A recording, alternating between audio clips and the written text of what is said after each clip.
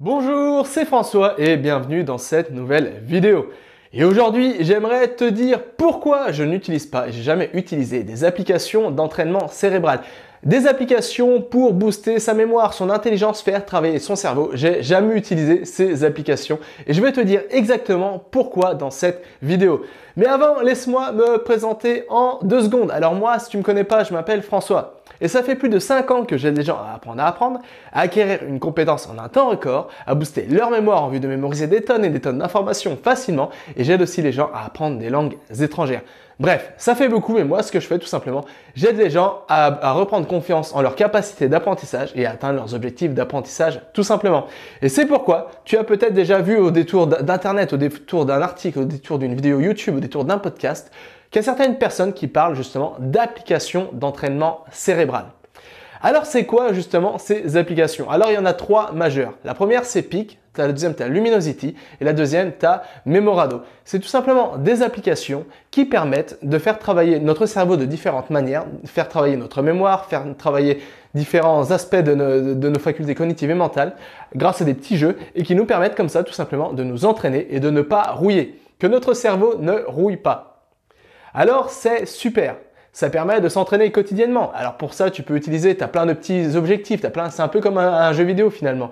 Tu as plein de petits jeux, tu dois essayer de mémoriser des nombres rapidement. Tu dois essayer, je sais pas, de reconnaître des formes, de les mémoriser. Tu dois replacer des formes dans l'ordre. Tu dois faire des calculs mentaux. Bref, t'as toute une panoplie de petits exercices comme ça qui te permettent finalement d'entraîner ton cerveau, de connecter ton cerveau et peut-être de te réentraîner ton cerveau à faire des choses que finalement, peut-être qu'il a finalement des choses qu'il ne fait plus au quotidien parce que tu es pris par des autres activités, tu as un boulot, tu as une famille, je sais pas, tu es peut-être étudiant, tu es à l'université. Bref, tous les jours, tu as plein de choses à apprendre et finalement, à force, on tombe tous un peu dans une petite routine et finalement, on utilise un peu tout ce qu'on appelle le mode de notre cerveau par défaut, c'est-à-dire qu'on fait à peu près tous les mêmes choses tous les jours.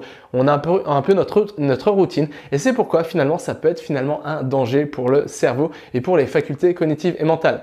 Parce que si tu fais tous les jours la même chose, si tu travailles tous les jours sur, je sais pas, peut-être si tu es comptable, je sais pas quoi, peut-être que tu utilises le même fichier Excel, les mêmes formules, peut-être que tu utilises le même logiciel tout le temps, tous les jours, et bien petit à petit, au début, ça va être quelque chose qui va un peu être un challenge. Mais une fois que tu auras acquis cette compétence, cette expertise, tu vas tout simplement utiliser cette expertise au quotidien d'une manière totalement automatique.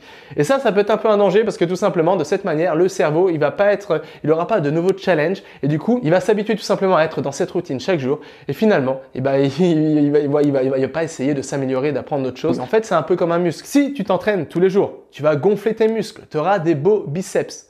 Mais au contraire, si tu t'entraînes jamais, peut-être que quand tu étais adolescent, peut-être que tu faisais de la gym et là tu avais des beaux muscles, tu avais un beau corps, tu étais bien construit, tu étais bien sculpté, mais peut-être que désormais, je sais pas, tu es tellement pris dans ton boulot que ça fait 20 ans que tu fais plus de sport, que tu manges du McDo tout le temps et tout, et petit à petit, tes muscles ils se sont affaissés, ils se sont taris, et du coup tu as de moins en moins de muscles parce que tu n'utilises tout simplement plus tes muscles, tu t'es basé sur ta routine quotidienne. C'est exactement la même chose avec le cerveau. Et c'est là qu'interviennent les applications d'entraînement cérébral.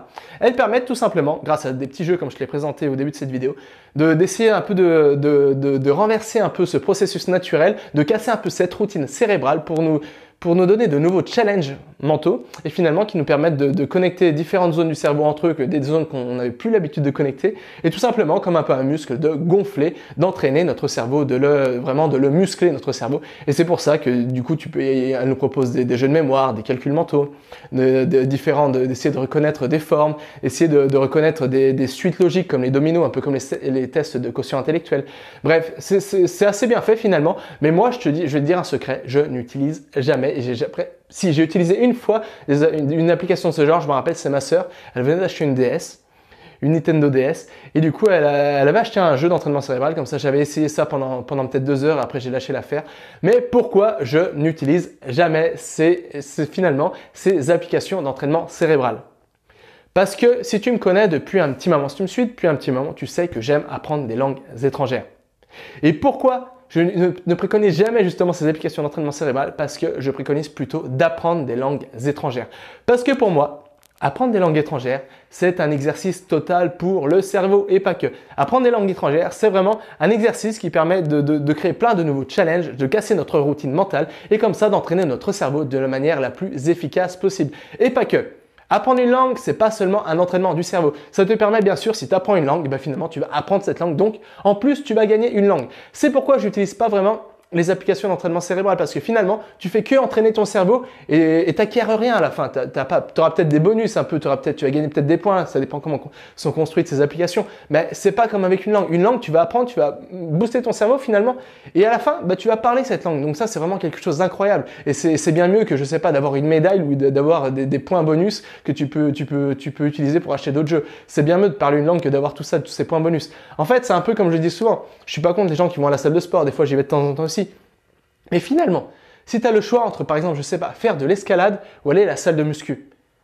Si tu fais de l'escalade, tu vas te muscler pareil. Enfin, les muscles vont être un peu différents parce que les demandes sont différentes. Mais tu vas te muscler pareil, tu vas te tenir en forme. Et en plus, tu vas apprendre un sport qui est super. L'escalade, tu vas apprendre à grimper, tu vas apprendre à te surpasser. Alors que si tu vas finalement seulement à la salle de sport, tu vas gonfler tes muscles. Mais à la fin, c'est pourquoi? En fait, la salle de musculation, à la base, ça a été créé pour les sportifs, pour vraiment booster leurs facultés, vraiment rester au top des performances. Et finalement, la salle de sport, c'est un intermédiaire, c'est un outil qui permet d'être meilleur dans un sport. Mais aujourd'hui, ça a été un peu biaisé parce que finalement, la salle de sport, c'est le but désormais. Le but, c'est d'être musclé.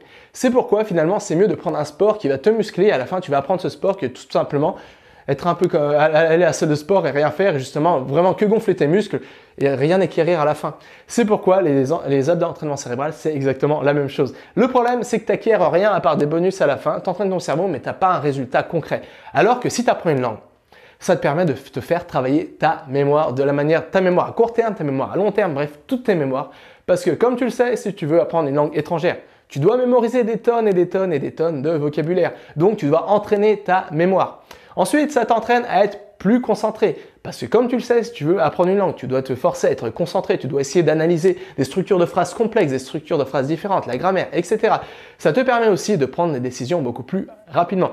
En fait, le fait d'apprendre une langue, c'est tout simplement que tu vas connecter, tu vas créer de nouvelles connexions dans ton cerveau, tu vas connecter de nouvelles régions de ton cerveau entre elles et ça va te permettre finalement d'être plus flexible, plus rapide dans ton mode de pensée, plus versatile aussi. Et c'est pour ça, c'est vraiment quelque chose de génial. Mais surtout, apprendre une langue, c'est pas que du bienfait pour ton cerveau. C'est pas qu'un bienfait justement ça n'a pas seul but le seul but, c'est pas justement d'entraîner ton cerveau. Ça a énormément de bienfaits pour toi. Comme tu le sais, apprendre une langue, ça te permet de voyager, ça te permet de rencontrer de nouvelles personnes, ça te permet de sortir de ta zone de confort, ça te permet de t'ouvrir l'esprit, d'assimiler un nouveau mode de pensée. Ça te permet de voyager, ça te permet, je sais pas, de consommer du contenu dans d'autres langues. Bref, ça te permet des choses énormes. Et c'est pourquoi finalement, il vaut mieux apprendre une langue que tout simplement se baser sur des applications d'entraînement cérébral. Parce que si tu apprends une langue, tu vas entraîner ton cerveau de la manière la plus totale possible et en plus, à la fin, tu auras le bonus, tu vas apprendre, tu vas parler une langue. C'est pourquoi c'est bien mieux, encore une fois, que de juste gagner des points à la fin d'une application d'entraînement cérébral. Voilà, c'est ça dont je voulais te parler dans cette vidéo. Je pense que c'est quelque chose de très très important. Ça fait longtemps que à la base je voulais faire un podcast là-dessus, mais comme j'ai fini mon podcast, j'ai fait finalement cette vidéo et c'est quelque chose de très très important. Alors pourquoi ça fonctionne? Alors peut-être que tu as déjà appris une langue par le passé et tu t'en es rendu compte par toi-même. Quand tu apprends une langue, peut-être à la fin, tu as l'impression d'avoir fait, je sais pas, d'avoir fait 3 heures d'exercice à la salle de sport, tu es complètement crevé, tu es complètement naze. Pourquoi? Parce qu'apprendre une langue, ça demande énormément d'énergie mentale, ça connecte, il faut créer de nouvelles connexions. Il faut mémoriser plein de mots. Et du coup, à cause de ça, c'est tellement un exercice total que finalement, c'est quelque chose de totalement crevant. Mais c'est parce que c'est crevant que tu vas t'en rendre compte que c'est quelque chose qui fonctionne du tonnerre et qui te permet, entre guillemets, de muscler ton cerveau. Voilà, c'est tout pour aujourd'hui. Alors, si tu veux plus de conseils comme celui-ci, si tu veux vraiment apprendre une langue étrangère peut-être, mais peut-être qu'il te manque encore, tu ne sais pas vraiment comment t'y prendre. Peut-être que tu ne sais pas comment mémoriser du vocabulaire. Peut-être que tu ne sais pas comment te fixer des objectifs. Peut-être que tu ne sais pas vraiment comment atteindre tes objectifs dans l'apprentissage de la langue que tu souhaites vraiment apprendre. Alors, c'est pas dans mes vidéos que je donne mes meilleurs conseils. Là où je donne mes meilleurs conseils, c'est à travers mes mails. J'écris un mail quotidien où je partage tous mes secrets, toutes mes astuces, toutes mes stratégies pour vraiment t'aider à apprendre, à booster tes facultés cognitives et mentales, à booster ta mémoire et à apprendre une langue étrangère. Alors, si tu ne reçois pas encore ces mails, pour ça, c'est gratuit. Il te suffit de cliquer sur le lien se trouvant dans la description. Et comme ça, on se retrouve dès demain à 9 h dans ta boîte mail où je te partagerai mes meilleures astuces pour apprendre mieux, apprendre tout vite et bien. Donc voilà, nous, on se retrouve dans le mail de demain. Jusqu'à là, n'oublie pas, rien n'est impossible à qui sait apprendre.